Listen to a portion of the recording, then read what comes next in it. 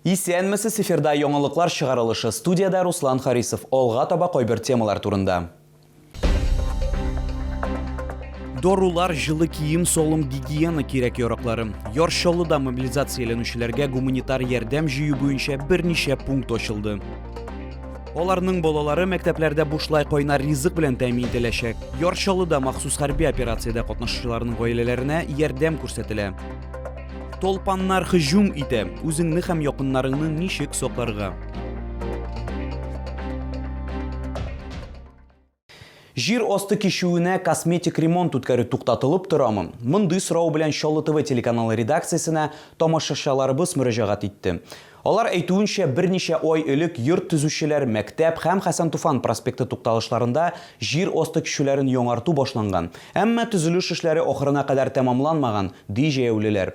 Чынлыкта эшләр ничек бара? Моны минем хезмәттәшем Азилә Шаймөхәммәтова ачыкларга тырышты. Вы посмотрите, где поручни?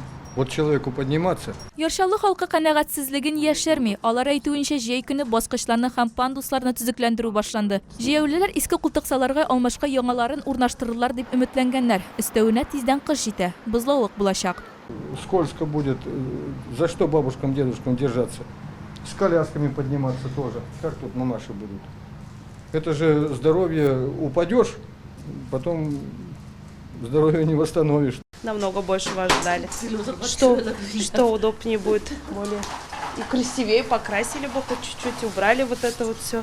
Хәсән Туфан проспекты тукталышында жир асты кишүен ремонтлау шулай ук җәй көне башланган. Баскычлар гына яңартылырга тиеш иде. Әмма чаллылар мондый үзгәрешләргә дә шатланганнар. Тик эшне ярты юлда ташлаганнар дип саный җәяүлеләр.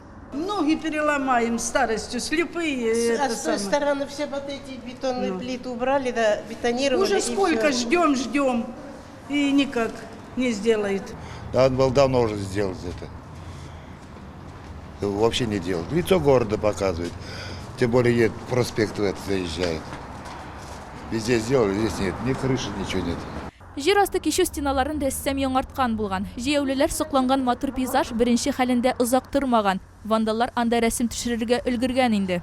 Только подростки, видимо, такие, которым все безразлично. И на домах рисуют вот эти тоже надписи всякие. И здесь этот такой красивый подземка все испортили. Воспитывать, значит, надо в школе. Уроки специальные проводить. Плохая работа родителей, значит, и недостаточное воспитание в школах. Конечно. Жир асты кишүләре автомобиль юллары предприятиесе карамагында. Әлеге предприятие хезмәткәрләр безгә хәбәр иткәнчә, эшләр әле тәмамланмаган. Әйтик, тиздән йорт төзүчеләр тукталышындагы объектта култыксалар урнаштырылачак, штукатур буяу эшләре башкарылачак. Хәсән Туфан проспекты тукталышындагы жир асты ремонты материаллар булмау сәбәпле вакытлыча тукталган. Белгечләр бу атна ахырына кадәр эшкә керешергә уйлыйлар. Мәктәп тукталышында жир асты кишүендә инде косметик ремонт үткәрелгән. Пандус яңартылган, култыксалар урнаштырылган. Азилә Шаймөхәммәтова, Ленар Султанов, яңалыклар. Яршалыда мобилизацияләнүчеләргә гуманитар ярдәм җыю буенча берничә пункт ачылды. Хәрби тараф булмаган кеше өлешчә мобилизация барышында чакырылган чаллыларга ярдәм күрсәтә ала. Шәһәрдә яшәүчеләрнең күбесе дарулар җыю пунктларына җылы кием салым, гигиена кирәк яракларын һәм башкаларны китерә башлаган инде. Нур яшьләр үзәгендә гуманитар ярдәм җыю пункты якынча бер атна элек ачылган. Чаллы халкы шунда ук монда кирәкле киемнәр һәм товарлар алып килә башладылар. Күпләр визит алдыннан нәкъ хәзер нәрсә кирәклеген ачыклый. Волонтерлар әйтүенчә, һәр вакыт җылы оек баш, бин кебек бәйләү материаллары, консервалар һәм башка бозылмый торган продуктлар кирәк. На пунктах у нас работают наши сотрудники и волонтеры. То есть каждый день приходят ребята-волонтеры, они записываются тоже у нас по графику и помогают.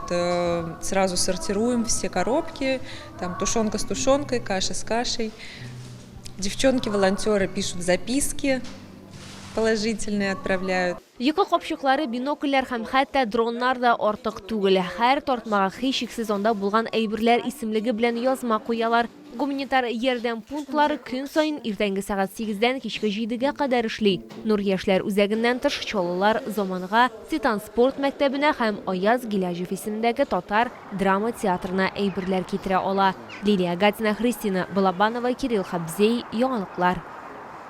Йоршолыда махсус хәрби операциядә катнашучыларның гаиләләренә ярдәм күрсәтелә. Әйтик, октябрь башыннан аларның балалары мәктәпләрдә бушлай кайнар ризык белән тәэмин ителгән.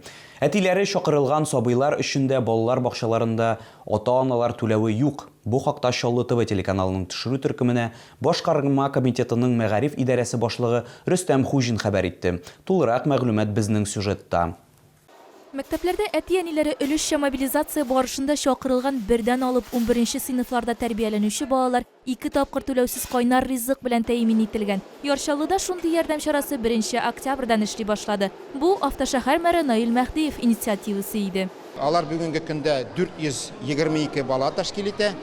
Һәм инде балалар бакчасына йөргән балалар өчен түләүдән азат ителәләр әти-әниләр. Әлегә шәһәрдә андый сабыйлар саны 272. Ташламаларны тәэмин итүгә тотылган барлык чыгымнар шәһәр бюджетыннан түләнә.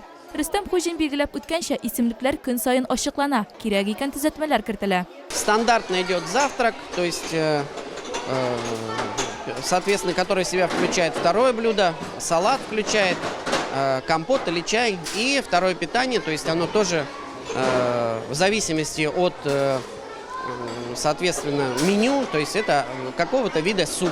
Бу шулай ук теләсән инде җиләк, җимеш, компот яки чәй булырга мөмкин. Шулай ук шәһәр муниципаль мәгариф учрежденияларында өстәмә физкультура һәм спорт, мәдәният түгәрәкләренә һәм секцияларына йөри торган балаларның ата-аналарын түләүдән азат итте. Ташлама алу өчен әниләргә гариза язарга кирәк. Аларга балаларның йөргән белем учреждениясенә мөрәҗәгать итәргә кирәк. Яршаллыда мобилизацияләнүчеләр гаиләсенә ярдәм итү мәсьәләләре буенча кайнар элемтә ачылды. Телефон номерын сез экраннарда күрәсез. Ойзилә Шаймөхәммәтова, Эльмира Гайнетдинова, Ленар Султанов, Яңалыклар. Толпаннар хыжум итә. Роспотребнадзор мәгълүматлары буенча, җылы һава торышы аркасында толпаннарның активлыгы элеккечә югары дәрәҗәдә. Сезон башыннан Татарстанның медицина оешмаларына 9 меңнән артык пациент мөрәҗәгать иткән. Бу узган ел белән чагыштырганда якынча 62%-ка күбрәк. Яршаллыга килгәндә толпаннар белән бәйле 1000нән артык мөрәҗәгать теркәлгән. Үзеңне ничек саклау турында Резида Шаймарданова материалында. Толпаннарны яшәү урынына кагыйдә буларак урман дип билгеләп үтә балалар экология, биология үзәге җитәкчесе. Владимир Тувны сүзләренчә, шәһәр паркларында һәм скверларында алар күпкә сирәгрәк очрый. Толпаннар җир үстендә гадәттә үлән һәм куакларда яши. Алар топталган аланнарда яки асфальт участокларда калырга яратмыйлар. Нигездә астан өскә таба үрмәлиләр ди белгечләр. Чтобы укусил клещ в парке сквера, очень редко. Это может быть только в том случае, если клещ каким-то образом туда попадает. А что это за случай? Если вы погуляли с собакой в лесу, а потом на следующий день или как-то гуляете в парке, то в этом случае еще как-то может. Толпаннар куркыныч авыруны энцефалитны таратучылар булып тора. Ул нерв системасын зарарлый. Бүҗәк табылган очракта бик сак, ә иң яхшысы аны хастаханәдә алырга кирәк. Шуннан соң толпанны вирус барлыгын ачыклау өчен тикшеренүгә җибәрергә кирәк. С начала сезона за помощью в травматологический пункт Камского детского медицинского центра обратился 381 ребенок с укусами клещей. Первое обращение в этом году было зафиксировано 12 апреля. Толпаннардан саклану өчен урманга барган вакытта берничә кагыйдәне үтәргә кирәк. Бүҗәкләргә комачаулый торган ябык кием кияргә, баш киемнәре турында онытмаска һәм репеллентлар кулланырга. Алар белән тиленең ачык участокларын гына түгел, ә кием салымны да эшкәртергә кирәк. Республикада пациентлар мөрәҗәгате буенча Казан, Чаллы, Әлмәт, Түбән Кама алда бара. Резида Шаймарданова, Кирилл Хәмзей, Яңалыклар. Бу сезгә җиткерәсе соңгы мәгълүматыбыз иде. Мин Руслан Харисов сезнең белән сау булашам. Исән имин булыгыз.